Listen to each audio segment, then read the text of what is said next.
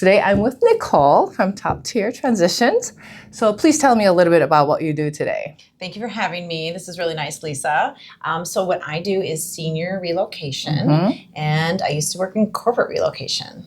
And I love that you guys call yourself Top Management Moving Company, not the moving company. Could you touch on that just a little bit? Absolutely. So when you are relocating, there's a lot of steps in the process and it's very emotional, but we are like the organizers, the quarterback, if you will, of a team to help them get from point A to point B. And it is a process, but yeah, we're not the movers, but we hire and we go to market to bring back quotes. And same thing for like junk removal and such. Any vendors, even real estate agents. Yes, I love the idea. And I want to kind of learn about your background on how you got here into what you're doing today.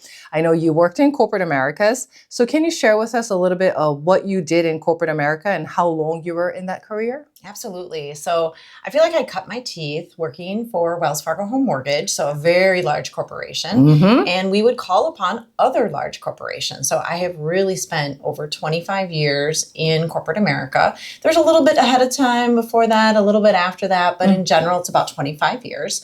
And the mortgage market is very cyclical. As you know, things go up, things go down. And I was unfortunately displaced twice in a 3-year period. Oh, wow. So that is what brought me to wanting to stay in my same field, but then networking to find a small company that needed my skill set. I actually dabbled a while for a good year and a half in being a fractional business development person for small businesses. And that's what led me to help another small business. I wanted to stay in corporate America, but there's such a need for help with smaller businesses that it led me to that. At the peak of your career there, what did your day look like? Were you working crazy hours, weekends, skipping weekends, or? Thankfully, with corporate America, it's very structured, and I appreciate that. So there is a respect level of taking your time off, but also putting in the work. So it was not as hectic as you may assume. Okay. But what we would do is a typical day would be really calling upon our large corporate clients to make sure that we're meeting their service level agreements that we have with them, ensuring our internal teams understood, because I'm in business development. So you're really the liaison between the external client and our internal teams. So really taking the time to break down what does the client need and make sure it gets relayed to the teams internally. And then finding new business. So constantly being on the road. Okay. There was a lot that changed with COVID where it was more virtual, but yes, there were times it was definitely on the road. And my accounts were up and down the East Coast. So I would travel from Minnesota, where I'm originally from, to anywhere from New Jersey down to the Carolinas. Makes sense. So it wasn't crazy hours, but it's more condensed days every day. Yes. When did you first realize you wanted something different? And what was there a specific moment that changed everything? The specific moment for me started way back in my early 20s. I was laid off once in my early 20s. And I just realized at that point, working is maybe a gift in some way, but you're always working at your career, finding a new place to land. So 100%. I've always been in relocation, and personally, I've moved a lot in my life as well. So staying in the world of relocation was always a natural fit. When I was tossed out the second time, because COVID really changed the way companies, number one, gave benefits, but then number two, they didn't need to move their people domestically anymore. It really caused a shift in the marketplace. So that was my big eye-opening moment of there isn't a place for me to go back to. And if I want to continue to have a career in this sort of moving space, I'm going to have to shift gears myself. And so that big aha moment was, well, where can I apply my skills? So immediately with that networking, it took me into keeping my skills fresh and working fractionally, part-time, fractionally for another move management company. And I discovered the world of move management because there are people that they didn't know these services existed, including myself. But when you're moving the population of young executives, there's no difference from moving the population of older adults. It's just they're no longer working, right? You still have the timelines. You still have a crunch. You still have to get them where they need to go. And you have to orchestrate everything. Yes. So I loved that passion that I had for the end move. And that's really what spurred me into staying in this career. But the change was truly back with wanting to land something in my same career. I just wasn't able to find that back in corporate. Being in 40s, when I switched my career, starting from ground zero was going to be... It's tough. Yeah. It's very tough. I think a lot of times too, people go through a midlife crisis. As Oh, we call 100%. it, right? Yes. And when you're tossed out of your current role, it's different than you choosing to leave, right? So my company was downsizing, finally eliminated the division of this large corporate relocation group. And that had been there since the 80s. So it was a culture shift, not only for my company, but it's a culture shift in corporate America to help support businesses moving. Now, it doesn't mean there's still businesses out there that I could have gone and worked for. It's just there's a lot more slim pickings to have found a position. So I was networking at a national level and finding that local level. I think to your point, you look and say, what are the needs of the community? And for myself, there was a local need for the move management system.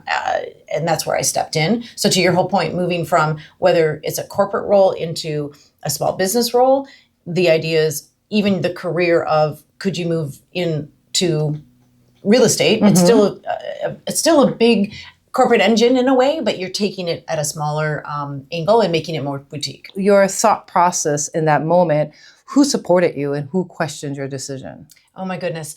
So the best support system was truly my family. Significant other, my spouse was the most supportive person. Additionally, I had old managers and bosses that even though they had been displaced at the same time, they were still my cheerleaders and they were telling me, if you need support, if I can write a recommendation, if I can help you in interviewing processes, I am there to support. And I think your colleagues really reflect who you are the best since they've worked with you for a long time. Your friends and family, of course, are going to do it because they want to support you emotionally, but I think there's an element of those that respect you. So really, the support system really came through strongly for me. Now, I had to do a lot of it on my own. I was on the ground here locally. Like I said, I started nationally networking, but the local networking, it's about my personality. In sales, there's a little bit more of that. You need to be out, you're always on. And that came through naturally for me. So it was really supportive once I even got in my local networking. And I think as young professionals, a lot of people don't understand what networking is, and they think it's a way to sell. You're constantly selling while you're networking. No, it's more about forming the relationships and giving more advice than, taking away from them of you're just a lead for me. It's really a relationship that you're developing. And that's why I've always been in some sort of business development, account management, because I enjoy the relationship. So that's what really I think is the big piece for me there. The value of networking, I started to feel it too, but it took me a couple of years. And that's how we met too, at the networking event. And then we grabbed breakfast, and that's where it started. Do you think it's a natural personality or something that you developed through your career? Great question. Because I've had to move around a lot, especially when I was a kid, even more so, I think it's a skill that I learned because of my environment. Now, I have a sister. She is just as outgoing, just as engaging, but she doesn't love networking because it's more draining to her. So I think it also depends on just my inner workings that I enjoy and get.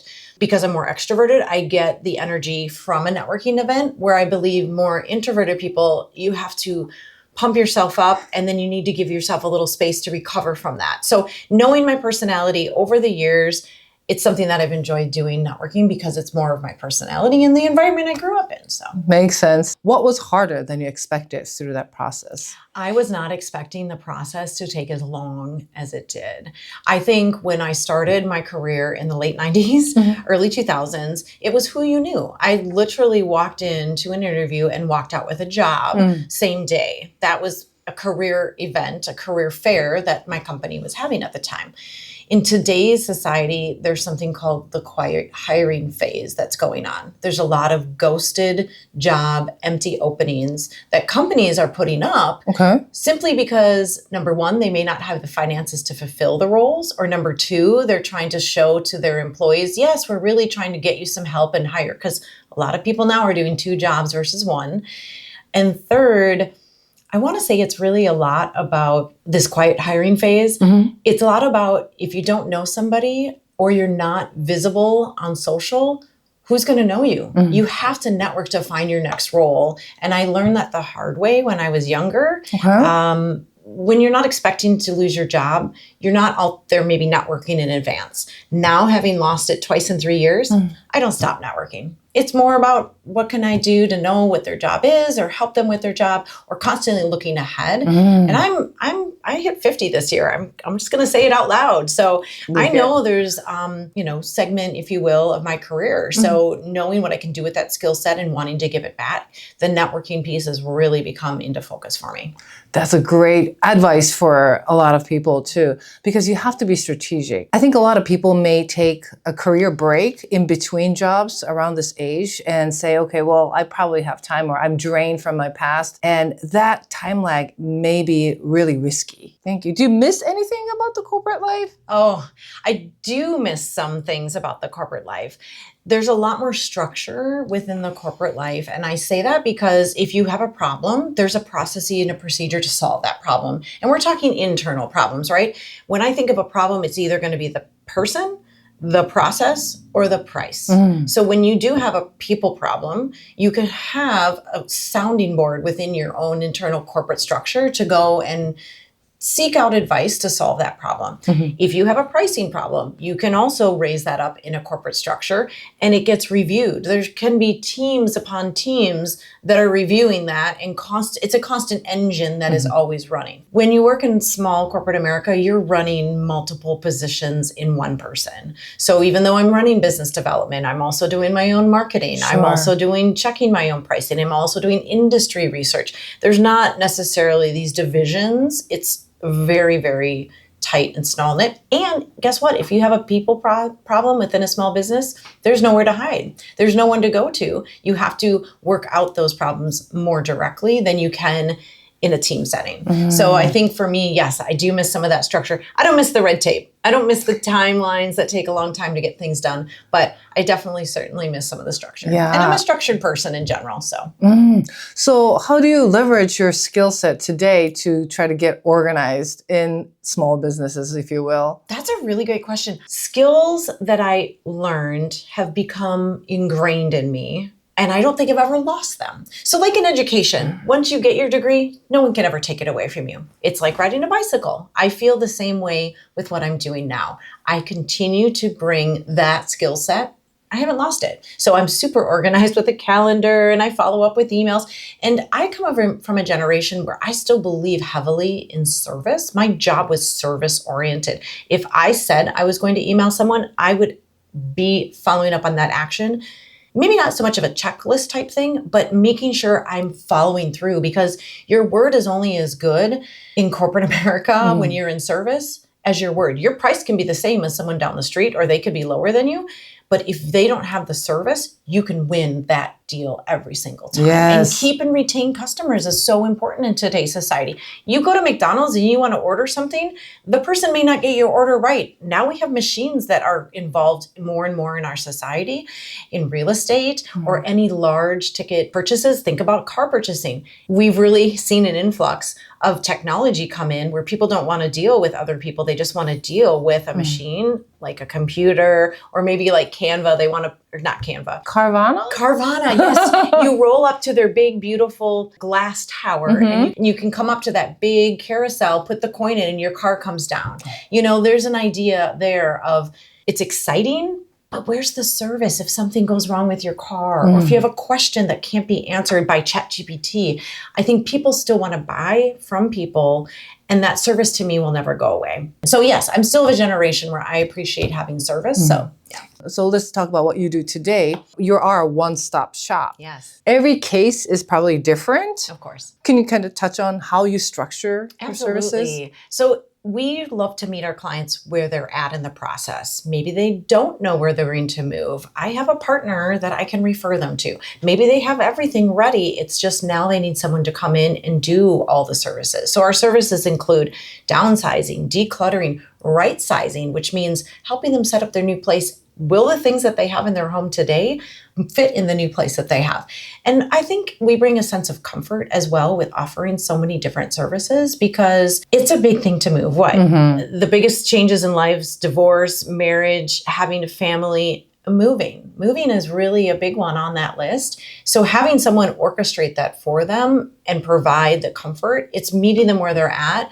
has been really a differentiator for us. We bring levels of technology into our business. We have, for an example, an online portal so people can see transparently what the process looks like. When is somebody coming, all the way to when are the things being sold. We're really excited to say we have a luxury consignment store. So as we are helping turn people's treasures into value for someone else and rehome them, they can see that process going on. So in general, I would say these types of companies are more and more coming online because people as well have adult kids that want to help their family, but maybe they're living across country or maybe they're here but working full time, and being able to have multiple services being more a la carte for the client. It's all about customizing and curating. And we do it with the white glove, top tier. The name really says it all. We're trying to bring an elevated experience to them, a comfort level. You don't want to go through a move and not know where something winds up, damaged, or, did it even make it to the destination? Or is it a treasure with, they don't know what the value is? Let us take on those things. And especially when it comes to picking a mover, we'll go to market for them and make those phone calls and bring back the quotes. We'll go to work with their real estate agent. They have staging pictures in your business, right? Staging pictures. What's the timeline? There's so many questions that have to be answered. Hiring a move management company in this world makes that process more smooth. I have seen so many clients after they've moved a loved one say, I wish I would have known about your services because it's stressful on them. Yeah. So, when I learned about your services, I was fascinated. It's very diverse, but I like that you can do a la carte customization, exactly what you said. What I want to know about your service is when you walk in to meet someone, they said, oh, I know what I'm doing, or I don't want to pay another layer of money. I can manage this. 1 month later, they're like, oh my God, what am I going to do, right? So how do you go in and give that comfort level to the person that you're talking to? I think because my tool belt has expanded with more services than ever, one of the first things I would go in with is to talk through what their end goals are. I mean, if I'm not listening, how can I really apply all my services? So one of the services that we do use in that type of situation is we have a DIY toolkit, a do-it-yourself online system. And maybe seniors and online don't work, but guess what? Their adult children are usually involved in helping, or their real estate agent, or their financial advisor, or ... fill in the blank. There's usually someone helping them through that moving process. A lot of senior communities or homeowner associations, they are also sources of information or a launch pad for many seniors to say, I'm ready to move in. Tell me what, services you provide. So a lot of times we are just even handed out to them. But yeah, for someone who's, more stubborn and they don't want to move, it's why is that? And once I understand the why, I can help them on a path to say, even if I'm not the best company, I have many partners that can help you with something. So yes, it's very interesting when you find folks that are either in the camp of, I don't want to move, I'm too stubborn, to I'm ready to go. Personally, I want to be 60 and ready to go. Let's get rid of everything ahead of time so I can make it easier. But this is why services like these exist. There are people too that live alone. I am helping a veteran who lives alone, who has no family to help him. And he has a financial advisor that said, you need to talk to Nicole at Top Tier. Oh, great. Because guess what? When you're moving and building your new property, which he is, what are you going to do with 40 years worth of treasures? Those things don't go out on the curb and just leave magically. There's a cost to dispersing things. And you hate to fill landfills. Personally, I hate to see landfills get filled up with treasures that could have been reviewed. So yes, there's an entry level to get in to do your move management. But then once those treasures come back to you in a dollar value, or you see them rehomed even, it brings a sense of comfort to many of the aging population. They are of a generation right now, they have spent all their time and energy and career raising kids, earning the things that are in their homes. It's very difficult to part with those things. We now live more in a generation where things get turned over, they're more disposable, but not this generation that is moving. And that I think is very important to honor. So it's good to meet them where they're at. And that is a big process.